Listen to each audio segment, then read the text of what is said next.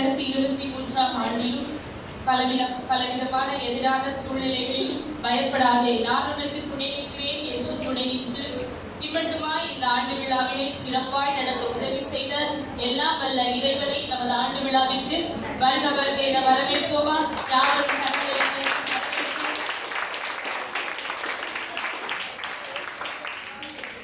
அடுத்ததாக எங்கள் அழைப்பினை ஏற்று கடந்து வந்திருக்கிறதான மாணவர்களின் பெற்றோர்கள் மற்றும் பூலாங்குளம் கிராமத்தார் யாவரையும் எங்கள் ஆண்டு விழாவிற்கு வருக வருக என வரவேற்கிறோம்.